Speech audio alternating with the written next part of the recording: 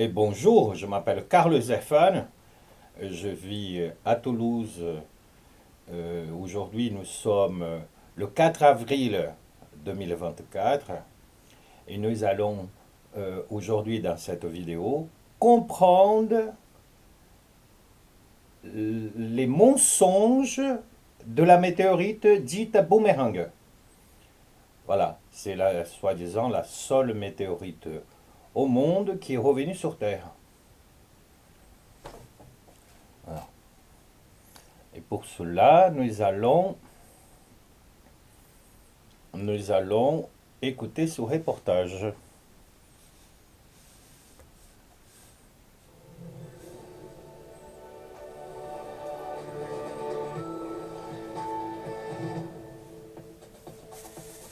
Bonsoir à toutes et à tous et bienvenue dans l'invité de la rédaction.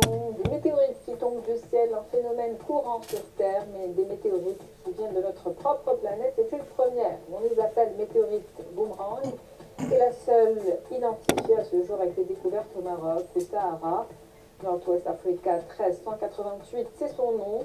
Il s'agit d'un morceau de caillou de près de 650 grammes. Oui, on parle bien d'une roche formée sur Terre, éventuellement, et expulsée vers l'espace où elle aurait passé des millions d'années en orbite avant de retomber sur Terre. Selon l'hypothèse établie par les scientifiques, la roche aurait été propulsée dans l'espace après qu'un astéroïde ait frappé la Terre il y a près de 10 000 ans, mais des doutes persistent à cause de la composition chimique de cette roche, similaire à celle d'une roche volcanique. La théorie d'une éruption massive est pourtant également réfutée par les enregistrements géologiques, car aucune éruption récente n'aurait pu propulser des roches à une altitude suffisante pour que celles-ci quittent la Terre. Cette météorite a été donc présentée début juillet lors de la conférence de géologie Goldschmidt à Lyon, en France. La météorite a attiré l'attention des géologues du monde entier, suscitant de nombreuses discussions et des débats. Et c'est justement de cela qu'on va parler ce soir avec la Chine. Oui, vous êtes... Alors, une chose il faut comprendre dans leurs mensonges, c'est qu'ils ne savent pas d'où est la vie en cette planète exactement. Si elle est volcanique, si elle est... Initialement, elle donne l'aspect volcanique. Et d'ailleurs, avant de me faire voler cette pièce, j'avais contacté Monsieur Jambon, qui est dedans. Et il m'a répondu, ce n'est pas un météorite, c'est volcanique. Je dis, ah là là, celui-là encore un de plus qui ne connaît pas les météorites. J'ai les preuves de Monsieur Jambon. Ouais. Je vais tenter de trouver quelques échanges que j'ai eus avec Monsieur Jambon. Quelques échanges, Monsieur Jambon.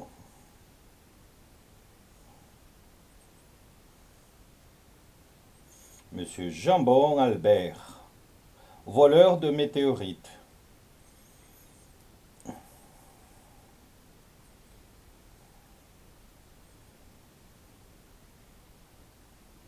Voilà, des échanges que j'ai eus avec Monsieur Jambon.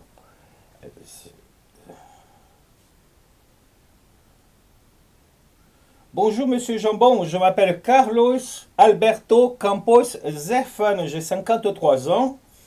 Je suis brésilien, résident en France depuis 1990. Je suis enquêteur technologique civil.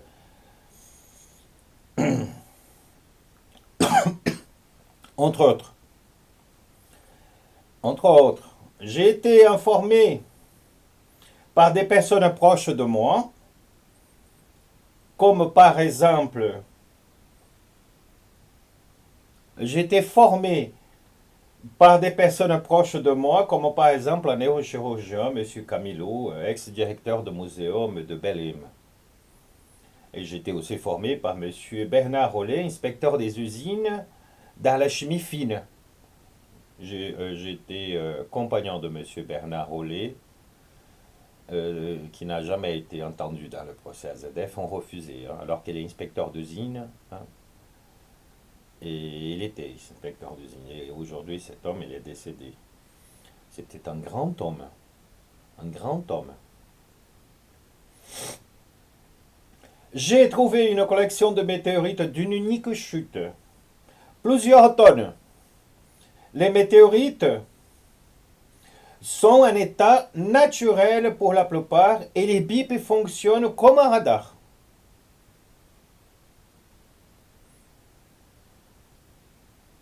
J'ai trouvé plusieurs choses nouvelles étudiant les météorites.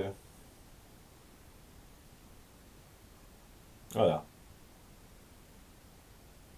Et je dis à un moment donné, ils n'ont jamais tombé au sol.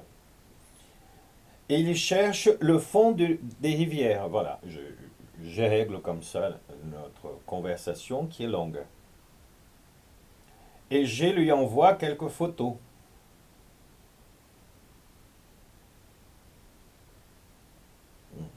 J'explique le vol. Voilà, j'explique le vol.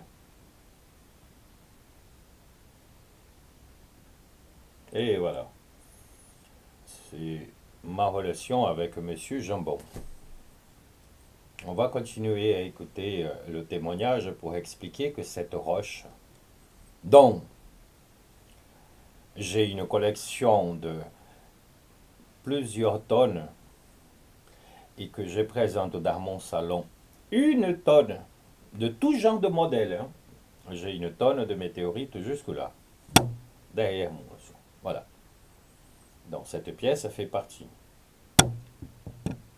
Comme vous pouvez observer, un point très important, c'est que cette roche, elle est arrivée vers le sol en état liquide. Elle n'a pas eu le temps de se consommer. L'histoire de la météorite boomerang, c'est que j'ai, en étudiant notamment la réelle histoire de la planète à Nibiru, dans mon enquête, j'ai passé par l'explication d'AZF. Voilà. AZF, des essais militaires, un bouclier antimissile qui fait rentrer vers le sol une, une météore qui se démantèle naturellement. Hein, il se démantèle. Hein, il devient liquide et se démantèle. Et celle-ci n'a pas eu le temps de se démanteler complètement. Et elle est arrivée vers le sol liquide. Voilà, la météorite boomerang, pareil. Elle appartient à ce lot dont Monsieur Jambon, hein, et d'autres personnes ont testé. Voilà. Mais cette pièce, elle m'appartient. Elle appartient à mon lot, c'est du vol. Malheureusement, la police nationale française, hein, boulevard de l'Embouchure, Saint-Cyprien, Rempart de Toulouse, hein, j'ai amené 60 kilos de météorites parce que j'étais convoqué au Rempart à Toulouse.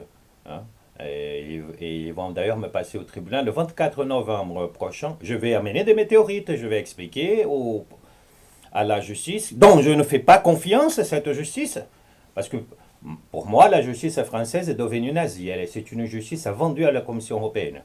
Voilà, je ne fais aucune confiance à la justice française. J'ai été victime depuis 2001 de la justice française. Depuis 2001. Ah oui, depuis 2001, je suis victime de cette justice. On m'a accusé même d'être un chef d'un groupuscule. Ah oui, oui, oui. On a tenté contre ma vie. La dernière fois, c'était un officier militaire, un mec qui passe la journée à faire croire qu'il fait des massages. Mais c'est un fou, ce mec. Voilà, vous pouvez trouver ses coordonnées. Il s'appelle Marc Montelet. Ah oui, oui, Marc Montelet, j'espère que tu tombes sur cette vidéo.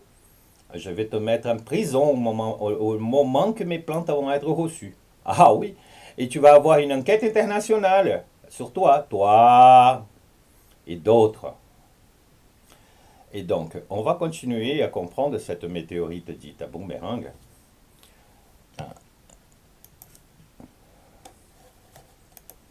Professeur à la faculté des sciences de Einschok et président de la fondation Tahrir pour les sciences des météorites et de la planétologie. Bonsoir. Merci d'avoir accepté notre invitation. Bonsoir. Merci beaucoup pour l'invitation. Je m'excuse pour la voix que j'ai. C'est pas grave, on vous entend très bien. Merci.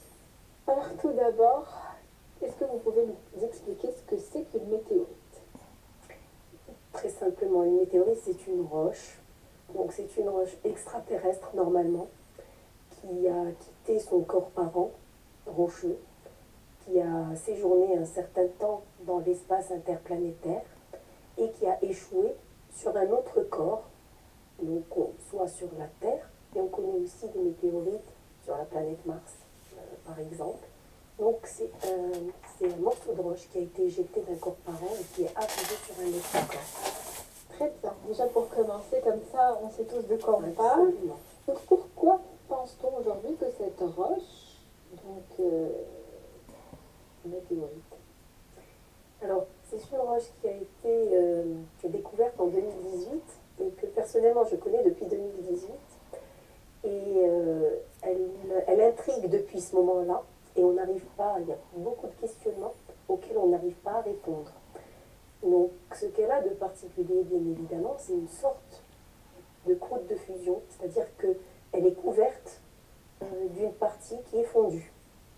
Donc ça, c'est typique des météorites, sauf que cette croûte de fusion, elle est un peu spéciale. Donc, bon, après, il y a beaucoup d'investigations qui ont été faites. Qu'est-ce qui fait qu'elle est spéciale, justement? Alors, elle est un peu plus épaisse que ce que devrait être une croûte de fusion normale sur une météorite de cette taille-là. Elle est un peu plus épaisse, elle n'a pas beaucoup de vésicules, en fait, normalement une croûte de fusion fraîche, elle a comme des petits trous dedans qui se forment quand elle traverse l'atmosphère terrestre. Donc elle est un peu particulière, différente des croûtes de fusion normales qu'on a dans les roches, dans les météorites, quoi. Est-ce que c'est la première fois qu'on voit cette particularité ou c'est quelque chose qu'on a déjà observé dans d'autres roches? Ah, cette roche est unique. Il n'y a pas d'équivalent avec une roche qui a une composition de roche terrestre et avec une croûte de fusion particulière. Ça, c'est absolument unique. Donc, elle n'a pas d'équivalent. Et le fait qu'elle soit terrestre, c'est irréfutable. Il y a des preuves scientifiques qui prouvent qu'elle est bien terrestre. Alors, donc, on classe les météorites selon leur composition minéralogique et géochimique. Et il y a des météorites qui ressemblent aux roches terrestres, mais qui gardent quand même des particularités du corps parent dont elles viennent. Cette roche ressemble dans sa minéralogie et sa géochimie uniquement aux roches terrestres. Donc, elle n'a pas de particularité d'un corps parent dont elle viendrait. Elle ressemble vraiment beaucoup à une roche terrestre. Elle n'a pas de signature spécifique extraterrestre. Donc c'est sûr qu'elle est bien. Voilà. C'est une roche qui est peu connue dans le monde. Pourquoi? Parce que à des roches qui tombent en état liquide, ça n'existe pas sur Terre. Voilà. Et le lot que j'ai le prouve que nous allons plus jamais avoir une autre chute, sauf si le bouclier antimissile est utilisé. D'ailleurs, je l'avais expliqué il y a un mois et demi environ. Je dis le jour qu'ils vont tester à nouveau des météorites de leur antimissile, ils vont attirer encore un nouveau bolide. Et j'ai indiqué, faites attention, ils risquent de tenter en Allemagne, parce que j'ai averti pas mal maintenant de services, notamment de services secrets de l'Allemagne. Et ils ont testé, vous l'avez entendu dans les médias, une météore qui est tombée à côté de Berlin. Et personne ne pourra le trouver, cette météore. Et par chance, elle n'était pas grande. Elle est allée se cacher en débris un peu partout autour de Berlin, dans la zone où elle est tombée. Et aucun homme ne pourra le retrouver parce qu'elles sont imperceptibles dans leur chute et on ne peut pas les trouver. On ne peut pas les trouver sans avoir mes connaissances à moi. Voilà. Mes connaissances divine que j'ai. D'accord? Voilà. Elle était tombée comme ça. Ce sont des morceaux de météorites. Voilà. Pour ceux qui doutent. Voilà. Jusque cette pièce que j'ai dans la main, elle vaut plusieurs millions. Juste cette pièce. Cette pièce vaut plusieurs millions. Voilà. Et d'ailleurs, j'ai toute une chute de météores, toute la chute du météore. Donc, la météorite boomerang en fait partie. Hein, de l'état le plus cuit, un peu comme celui-là, il est bien cuit déjà dans la chute, jusqu'aux états la plus pure, qui fait partie du centre de la météore. Regardez. Voilà. Dès qu'elle a commencé à avoir la chaleur autour, elle s'est désolidarisée pour tomber. Voilà. Ça, c'est une météorite en état non seulement pur et qui vit comme une planète d'armement. Elle a bip, on sent ses bips. Voilà. Elle a bip. Voilà. Attirée par l'armée française, tout comme le météorite boomerang. Alors, qu'est-ce qui s'est passé? C'est passé que cette météorite m'a été volée de la main au long d'une manifestation et devant des journalistes. Il y a plein de photos de moments de ce vol de la météorite boomerang. Je venais de la casser en deux contre un camion. Vous verrez, il y a des vidéos que j'explique tout ça. Le vol de la météorite boomerang. Mais le mensonge de la météorite boomerang, c'est un piège que j'ai créé. C'est un piège que j'ai créé parce que le BRGM, vous connaissez le BRGM de France, voilà, le BRGM passe des notes dans les services pour que personne ne vérifie des météorites sans son autorisation. Aucun laboratoire. J'ai eu 2 entreprises chez moi et elles m'ont confirmé. Si vous ne parlez pas d'AZF, nous on vend vos météorites. Voilà. Là je dis non. D'une part, c'est parce que je suis propriétaire de plusieurs tonnes, sol, qui n'ont jamais tombé au sol. Voilà. C'est quelque chose de divin, qui va au-delà des constitutions, au-delà des valeurs et des envies des humains. Voilà. Parce que moi, je m'indique, y compris pour les Brésiliens, que je suis l'original messager de l'humanité qui est venu faire des comptes. Voilà. Parce que là, la situation est que grâce à divers mensonges d'AZF, hein, aujourd'hui, les gens sont dans la rue, les agriculteurs, ils sont en péril, la population française est en péril, la population européenne est en péril parce qu'elle est gérée par un groupuscule. Voilà, elle est gérée par un groupuscule protégé par l'OCRB de Nanterre. L'OCRB de Nanterre. Et il protège les intérêts de la Commission européenne, plus que l'intérêt des familles françaises. Ah oui, le CRB de Nanterre, ils sont très mouillés. Oh, une fois, ils m'ont créé une situation de course à poursuite et je ne pouvais même pas prendre ma voiture et ils me mettaient des PV hein, à tout azimut. Et en quelques jours, je me suis retrouvé sans points et comme je me sentais en voie de vulnérabilité parce que j'ai toujours connu la vérité d'AZF. Et tant que je n'avais pas toutes les preuves dans la main, je ne pouvais pas aller plus loin. J'étais bloqué de tous les côtés. Voilà. Et de l'autre côté, j'avais un beau-père qui me créait que des merdes en croyant que j'étais un idiot initialement. Ah, regardez, hein. Regardez. Ah. L'idiot, il y a une collection de météorites. Il y présente des météorites qui n'ont jamais tombé au sol. Voilà. Et il explique que la météorite boomerang, elle appartient à mon lot. Elle a été volée. On va continuer à écouter cette dame menteuse. Ajna, Madame Ajna. Ah oui. Regarde. Terrestre. n'y a pas de doute là-dessus. Alors, cette roche a été quand même acceptée par le comité de nomenclature de la Mathematical Society comme météorite de type achondrite, c'est-à-dire sans combres, mais bien évidemment sans qu'on précise qu'elle pourrait avoir une origine terrestre, parce que là, il faudrait que la communauté scientifique s'accorde là-dessus. Donc, elle est listée. Elle est listée dans la liste des météorites officielles reconnues comme étant météorites. Très bien. Et donc, les chercheurs, comme vous l'avez dit, enfin, il y a eu des débats, je l'ai dit tout à l'heure en épilogue, et puis vous qui dites qu'il y a une communauté assez divisée au niveau scientifique. Certains parlent d'une éruption massive qui aurait pu directement éjecter la roche vers l'espace. Qu'en pensez-vous? Alors là-dessus, bon, il faut essayer de trouver des explications, mais les explications doivent être rationnelles.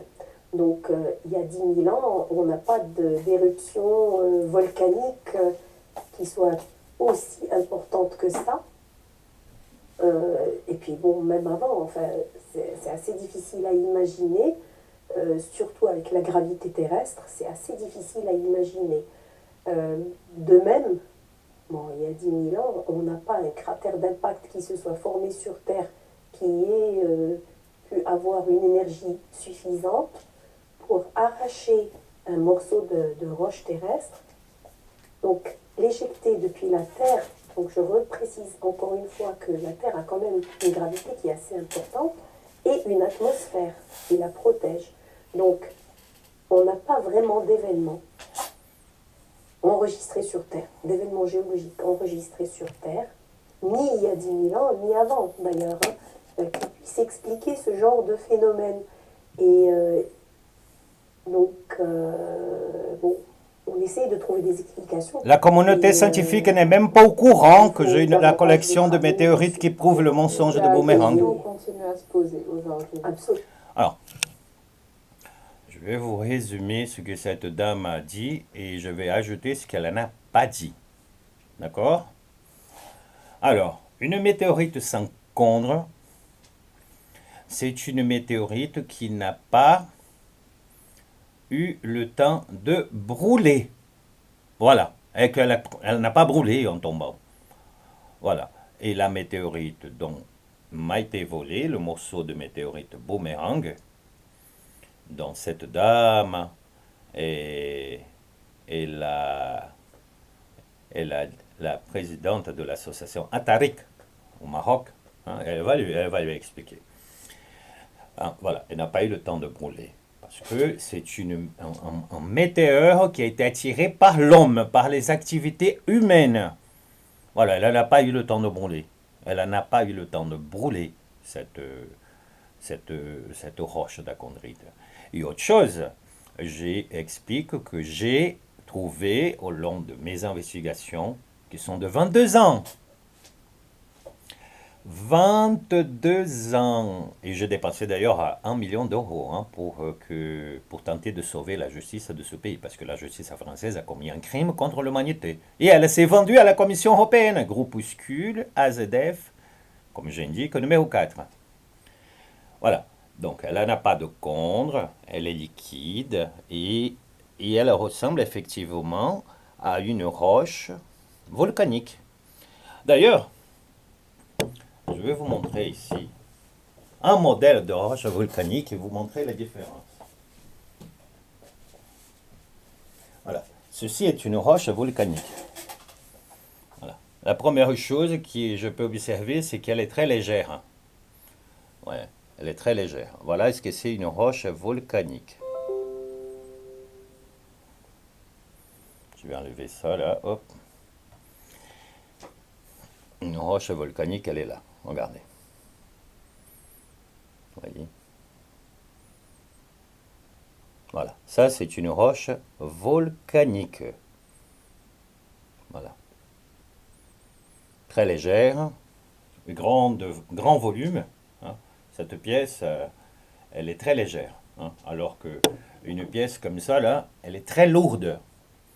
Un autre point qu'une roche volcanique ne peut pas avoir, c'est elle ne crée pas de perturbations magnétiques. Alors que toutes mes roches, elles créent des perturbations magnétiques.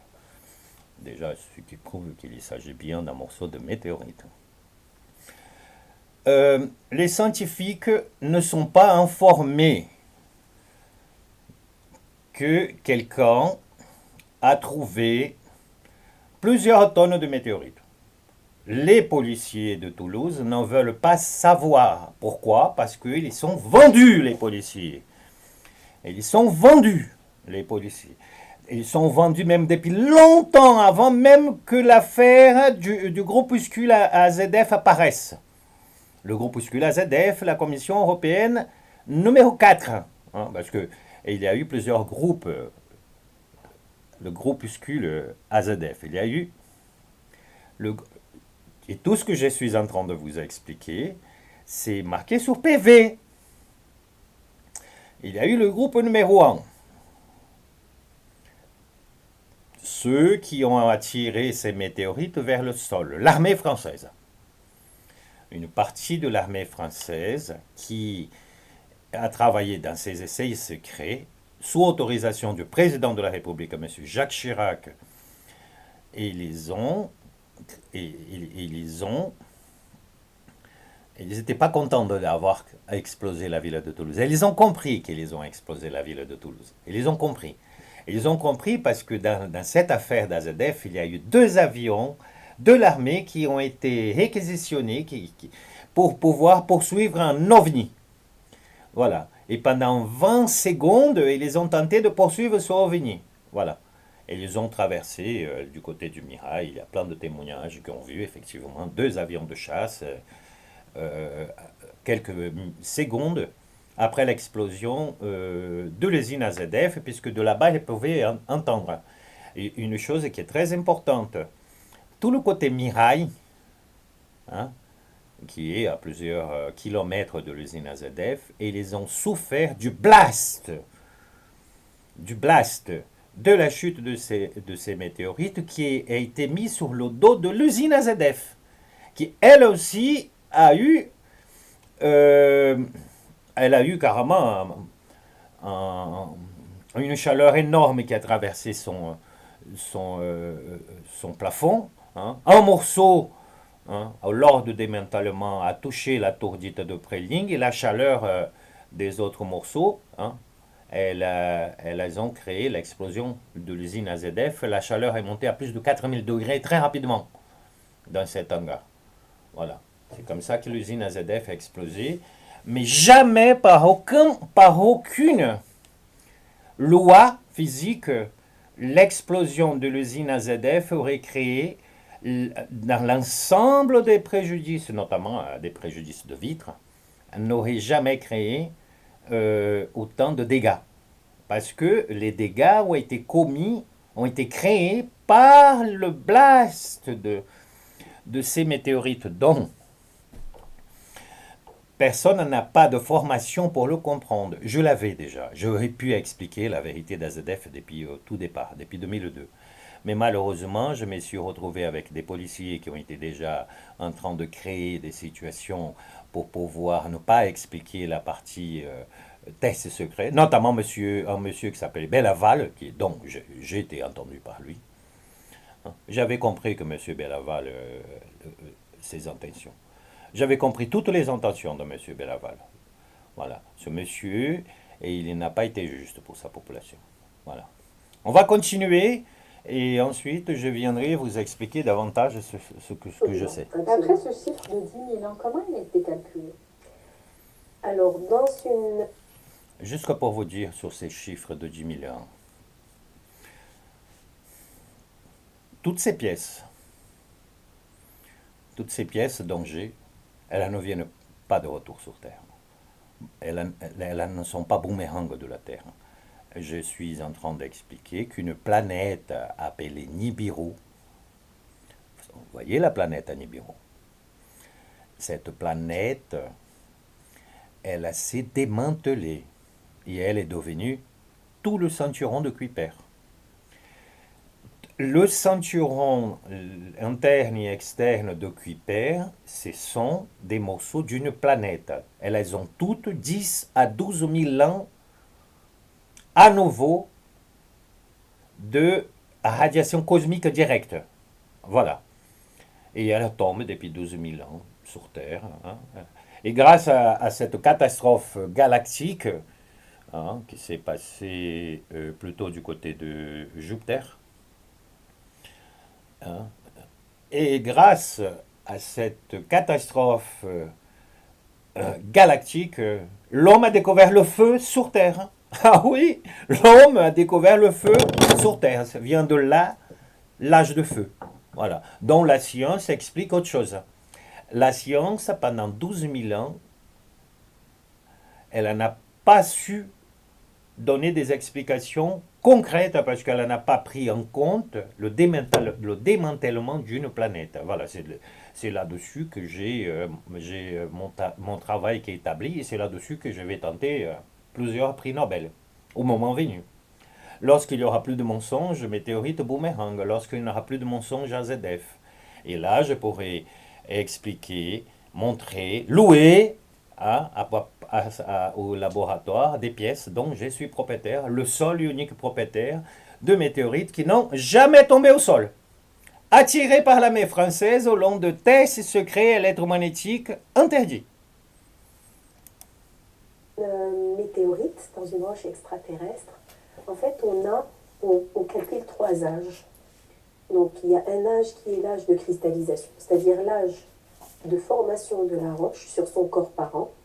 Le deuxième âge, c'est l'âge d'éjection, c'est-à-dire depuis quand elle a été arrachée au corps parent et qu'elle est restée en orbite dans l'espace interplanétaire.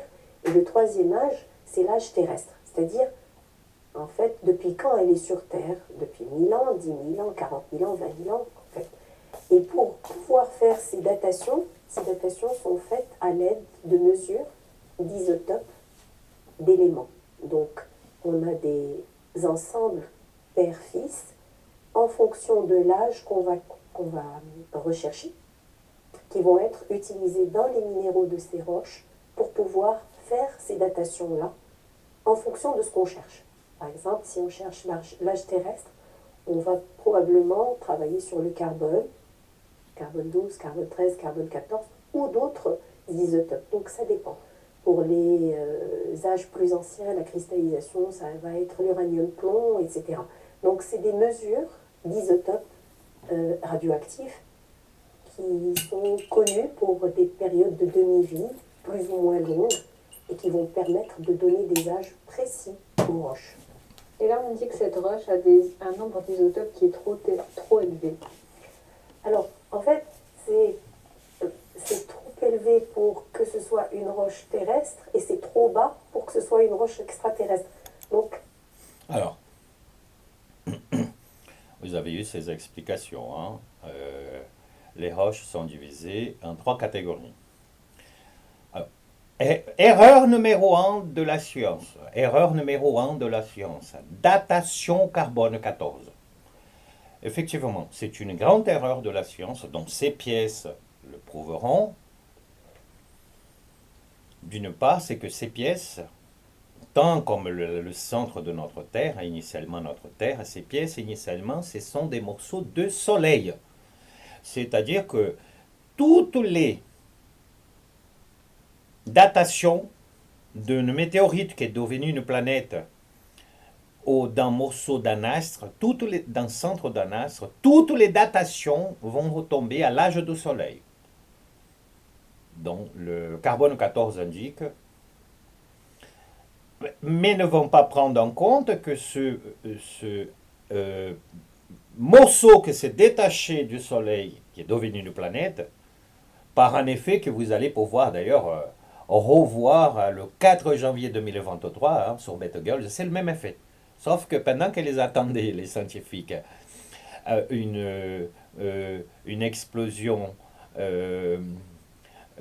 gigantesque, ils ont vu juste le soleil grandir, se balancer, et vous voyez par les images des morceaux qui partent, des morceaux de taille terrestre, hein, taille Jupiter. Hein. Voilà, et c'est comme ça qu'ils forment les planètes. Et au lieu de comprendre qu'il s'agit bien d'une formation de planètes, ils ont attendu plutôt le côté invisible de la chose qui n'existera pas, la méga explosion. Voilà, ça c'est l'un des points. Un autre point qui cette dame explique, donc la science est en erreur, la science tout entière du monde entier est en erreur, c'est que ils vont se baser beaucoup sur les études de vitrification d'une météorite qui ne prouve d'ailleurs rien. Ici, par exemple, comme je vous ai montré, ici, il s'agit d'un autre morceau. Et là, vous pouvez vérifier, là, c'est vitrifié. Hein. Là, vous avez un vrai diamant noir, là, encastré. Voilà. Tout ça, c'est un vrai diamant noir. Voilà, c'est vitrifié. D'ailleurs, je vais profiter pour vous montrer. Il s'agit bien voilà, d'une météorite. Voilà, je ne sais pas si vous pouvez le vérifier. Voilà.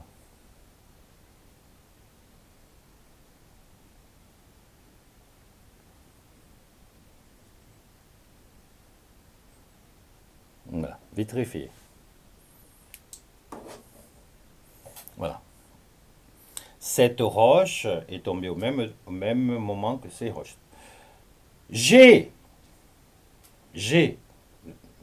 toute la chute, sachez-le, j'ai toute la chute de ce météorite. Voilà. Ça, c'est une autre erreur que la science ne peut pas comprendre tant que mon matériel n'est pas observé par des scientifiques qui sont plutôt équipés. Et ils sont plus équipés que moi. Moi, je ne suis pas très équipé, mais je connais beaucoup plus de choses que... Vraiment, je connais vraiment beaucoup plus de choses que tous les scientifiques ensemble. Ce n'est pas... Ah, comprenez. Je vous présente quand même un météore, un grand morceau d'un météore, une tonne de météore, dans cet appartement. Voilà. On va continuer. Écoutez, le mensonge de la météorite dite boomerang. J'ai appelé son laboratoire jeudi dernier, sachez-le, je dois le rappeler. Elle a peur. Elle est dans l'entre-deux. C'est simplement pour dire, donc, en fait, de façon simple par les scientifiques, que c'est pas concluant. Donc on a des chiffres, ils sont là, ils sont factuels, mais il y a encore un travail pour expliquer ces chiffres, pour les rendre en fait compréhensibles et indiscutables. Très bien. Est-ce qu'il y aurait une théorie qui serait plausible pour expliquer justement ce phénomène qui n'a pas encore été évoqué pour l'instant, même si elle peut sembler farfelue, mais est-ce qu'il y aurait quelque chose à laquelle on pourrait penser, faire des études dans ce sens pour vérifier cette théorie, juste par curiosité? C'est un petit peu difficile pour un scientifique. En fait, bon, si on... En fait, je ne me permettrai pas de faire de théorie parce que... en fait, on a une responsabilité en tant que scientifique pour diffuser des choses dont on a une certaine certitude. On n'est jamais sûr à 100%, mais qui sont acceptées par la communauté scientifique. Donc on m'excuse, mais je ne me permettrai pas de faire d'allégations par rapport à l'origine de cette roche-là. Toute seule, cette dame, avec ses phrases, elle a mis toute la communauté scientifique à dos. Elle va aller en prison, cette dame. Au moment venu, lorsque la communauté scientifique va comprendre cette histoire de météorite boomerang, cette dame va se retrouver en prison. Parce que c'est ce qu'elle a dit qu'elle ne peut pas se permettre, c'est ce qu'elle a fait. Elle est informée que le propriétaire de la météorite boomerang demande qu'on lui rende la météorite boomerang. Elle a fait de l'entrave à la science, entrave à la science mondiale. Elle a créé un crime contre elle-même. Et la preuve, elle vient de passer devant vos yeux. Voilà. cette météorite, c'est toute une histoire inventée de bout à bout, à la française, le mensonge à la française. Pour comprendre le mensonge à la française, il faut faire comme moi, vivre en France depuis 33 ans, 34 ans. Voilà. Voilà. C'est bien. Et certains scientifiques pensent que la roche, justement, a donc pu être formée à l'extérieur de notre système solaire. J'ai lu ça dans la presse. Dites-moi, est-ce que c'est... Non, alors ça par contre, je peux être formelle là-dessus. À aujourd'hui, on n'a aucune roche connue comme venant d'en dehors du système solaire. Par contre, il faut bien nuancer les choses parce que justement, il faut mettre des noms sur les choses comme elles doivent se faire scientifiquement.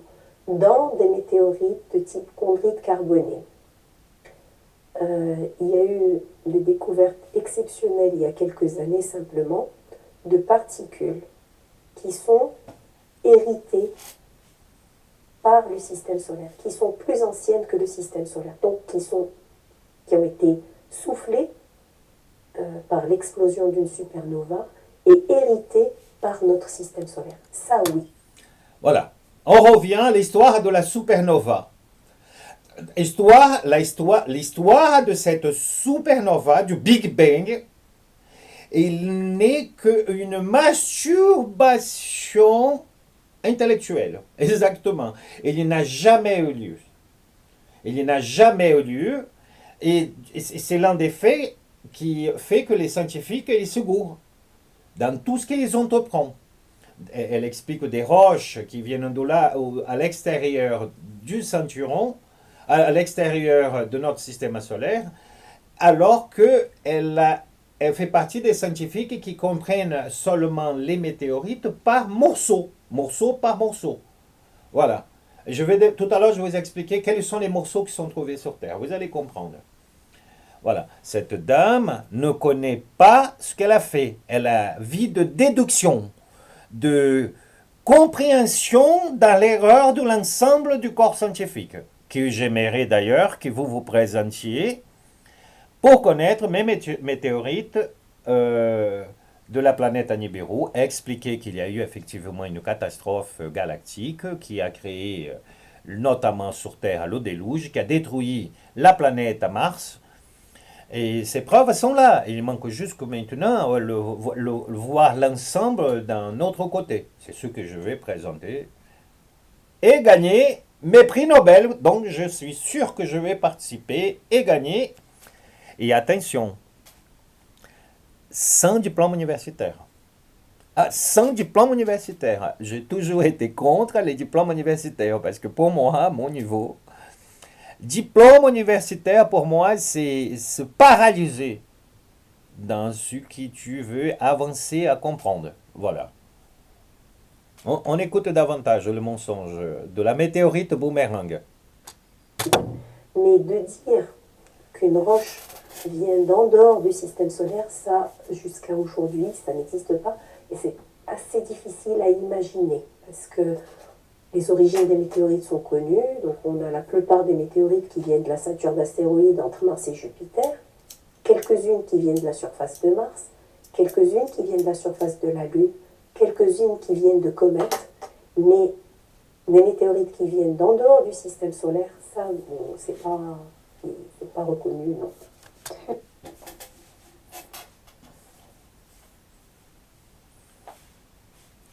Écoutez bien, monsieur, dame, vous scientifiques, écoutez tous ce que je vais dire dans mes phrases prochaines. Jamais a été filmé, il n'y a aucune preuve qu'une météorite est de provenance de Mars, ça n'a jamais été filmé, de la Lune, ça n'a jamais été filmé.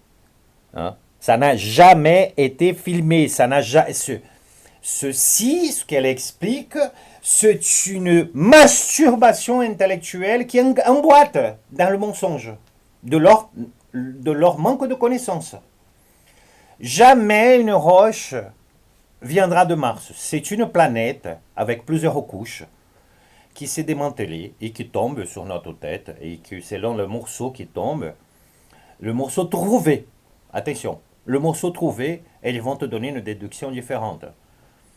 Hein? Et mon matériel, une fois qu'il sera étudié, valorisé, parce que pour l'instant, il n'est pas valorisé. Il n'est toujours pas valorisé, mon travail. Ah, mais j'attendais, hein, ne vous inquiétez pas, hein, je savais que ça allait être long pour expliquer la vérité d'AZF, Toulouse, dont ces météorites ont été attirées. Je savais, hein, je suis enquêteur depuis 2002. J'ai suivi plusieurs jugements, le dernier jugement surtout, et j'ai réussi à le suivre dans une salle à Toulouse. Et le dernier jour du procès, j'ai décidé juste de laisser une preuve dedans. C'était un bouquin que vous retrouvez sur Amazon, qui est vendu par Amazon, et par maintenant une autre boîte qui n'est plus biodée. Ils sont comme ça. C'est le nazisme qui gagne de l'argent sur l'intellectuel de gens. Ils les vendent à 18 euros. Voilà. N'achète pas par Amazon ce bouquin, et puis il est dans mon nouveau livre, Anunnaki. Voilà, tout entier. Voilà. Donc, cette dame, elle n'a même pas idée de le manque de connaissances qu'elle a. Elle n'a même pas l'idée du manque de connaissances qu'elle a. Elle forme des astronautes, des gens qui vont apprendre à comprendre l'espace. Vous imaginez où est-ce qu'on est? Hein? Donc, le problème est, tant que ces météorites ne seront pas valorisées, hein, tant qu'il y aura cette entrave à la connaissance, qui dure déjà 2 ans depuis que j'ai mes météorites, hein, 2 ans, j'ai des météorites, je présente des météorites sur Internet. Et je dis toujours la même chose, vous avez remarqué. Voilà. Et depuis plusieurs années, hein, parce que je me foutais un peu de votre gueule, hein, je me foutais un peu de la gueule de tout le monde. Hein, je suis en train de vous rassembler tous. Je m'explique en étant le messager original de l'humanité. Le messager de l'humanité. Vous connaissez l'histoire du messager de l'humanité, je vous explique. Il y a eu Jésus sur terre. Ah, Jésus, il était atteint par l'esprit du Christ, qui est un esprit universel. Ah oui. Et puis il y a Carlos Alberto Campos Zefón, le messager de l'humanité, l'homme doté d'esprit divin qui vit avec des instances majestueuses, universelles. Ça pourrait paraître fou qu'il y a un quelqu'un qui se dit être un ange sur terre. Sauf que comme je sais que vous êtes tous des malades, j'ai les preuves de votre ignorance. Et ça vaut mieux, vous savez quoi, un échec mat tous. Tous. Et c'est comme ça que je vais vous assembler. Ah oui, parce que mon intention est de vous assembler. Pour comprendre la réelle réalité de la planète à Nibiru et ensuite améliorer votre connaissance. Si ça vous intéresse, hein, parce que dans l'ignorance, dans le manque de savoir, ça ne doit pas trop vous intéresser. Vous savez pourquoi ça ne doit pas trop vous intéresser? Tous en France notamment, en Europe et dans le monde, vous savez pourquoi ça ne vous intéresse pas? Parce que vous vivez le même mensonge. Le même mensonge de la Commission européenne qui gère ces mensonges, vous le vivez directement ou indirectement. Vous pouvez me lancer tous vos exemples. Je vous donne toutes les réponses cohérentes. On va prendre un exemple des agriculteurs en France. Des agriculteurs en France. On va parler des agriculteurs en France. Les agriculteurs qui aujourd'hui se baladent dans la rue avec leurs tracteurs et qui bloquent les préfectures et qui bloquent les commissariats de police et qui font force aux mensonges qu'ils vivent. Ouais, je vais vous le dire. La Commission européenne, elle a visé acheté tous. Tous. Hein? Vous avez tous fait des crédits et vous n'avez pas réussi à le payer, ce crédit. Elle a ramassé toutes vos terres. Et pour vous reconforter, vous avez sorti un gros baratin. Mais il est gros, ce baratin. Oui, mais nous, on a marre de nourrir la planète, alors que nous, on ne gagne pas beaucoup d'argent, alors que nous... Voilà, ça c'est le baratin des agriculteurs à la française. Hein. Ah oui, c'est du baratin. Moi, je les entends parfaitement, et je comprends parfaitement leur baratin. Mais nous, c'est pas à nous de nourrir le monde. Ah oui, oh, écoutez bien, votre baratin, il est bon pour vous. Pas pour une personne qui est divine et qui voit la chose beaucoup plus loin que vous. Vos terres, elles sont mortes. Vos terres ne valent rien. Vous avez tous tué avec du nitrate d'ammonium. Elles sont mortes. D'accord? Elles sont mortes. Dans ce pays, il n'y a pas d'université florestale. Ah non, il n'y en a pas. Ah, si vous voulez aller à l'université pour reforester la France, hein, il faut y aller en Italie. D'accord? Donc, jusque de là, ça vous montre que vous êtes victime de votre ignorance naturelle. Vous vous mentez à tout. Vous vous satisfaisez à tout. À tout. Même de vos erreurs. Vous êtes comme ça. C'est votre nature. Réveillez-vous. Hein, j'ai écrit un bouquin il y a 7 ans pour dire « Réveillez-vous, bande de zombies ». Ah oui, réveillez-vous, bande de zombies, parce que vous êtes des zombies. Hein? Ah, je vais vous expliquer une chose. Hein? Vous vous tuez les uns aux autres, vous vous tuez de votre propre famille, vous êtes dans l'ignorance. Rentrez chez vous, plantez et offrez autour de vous. Ne rentrez plus dans ce cadre commercial, c'est tout. Améliorer votre vie comme ça, sans y avoir recours à un État qui vous écrase, parce qu'il est devenu nazi. Oh, depuis Jacques Chirac, l'État français est devenu nazi. Ah oui, j'ai écrit un bouquin pour dire, vous allez voir, la vérité d'AZF va arriver jusqu'après la mort de Jacques Chirac, et puis il est mort. Et la vérité arrive. Vous savez pourquoi? Parce que c'est moi qui a protégé Jacques Chirac. Moi, Carlos Alberto Campos Zefan. Voilà. Tout en récupérant de météorites pour avoir des preuves. Et ensuite, Jacques Chirac a choisi Nicolas Sarkozy, hein, parce que Nicolas Sarkozy, c'était un choix de Bernadette et Chirac. Ah oui, voilà. Et Nicolas Sarkozy, ce voyou, qui ne connaît rien de pouvoir, ce n'est pas un homme de pouvoir du tout, ce Nicolas Sarkozy. Et il y a un baratin de taille tellement grande. J'en ai entendu une qui m'a fait rire pendant 2 heures. J'étais avec un copain d'ailleurs. Et on a rigolé. Il a participé d'un forum brésilien à Paris cette année-là, récemment. Voilà. Il a participé d'un forum à Paris et puis avant de partir, parce que Sarkozy, il est comme ça. Il parle, il pose et il se casse. Et il ne répond rien. Ça, c'est méthode Sarkozy. Et puis il a dit, oui, ce que c'est pas normal, c'est que les Brésiliens, par exemple, ils ont un repas par jour. Et j'étais pété de rire, c'est ce que je fais pour expliquer la vérité d'AZF. J'ai un repas par jour. Et c'est depuis plusieurs années, je suis en train de vivre dans la galère. Alors que cette dame, elle n'a plus de voix de tellement parler de la météorite unique. Elle est en train de vivre mes honneurs à moi. Voilà, je vais vous expliquer. Pour avoir ces météorites, j'ai vécu seul 2 fins de vie. Je me suis noyé 2 fois. Pour avoir la météorite boomerang et mon lot, j'ai failli 2 fois me noyer. Parce que j'ai plongé en plein hiver pour que personne ne m'observe, sous la pluie et même sous crue. Les endroits dont je suis allé, d'abord j'ai fait un travail de les repérer. Hein. J'ai fait un travail de repérer et ensuite je suis venu les piocher. Voilà.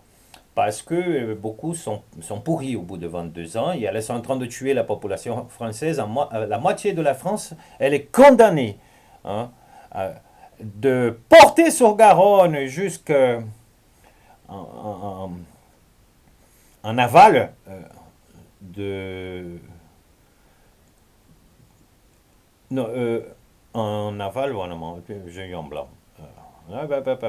En descendant la Garonne jusqu'à la mer, hein, la France boit de l'eau irradiée.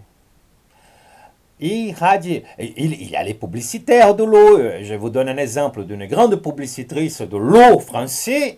S'appelle, c'est la présidente du conseil régional. Voilà. Madame Delga, qui tous les ans vient pour la photo, pour l'anniversaire d'AZF. Ah oui, cette dame est en train de vous tuer. C'est une nazie nouvelle génération, Madame Delga. Et c'est vous qui l'a invitée à vous gérer.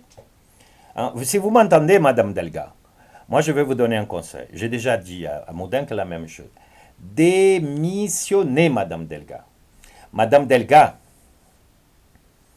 lorsque cette situation va paraître, vous risquerez la prison si vous continuez dans votre poste.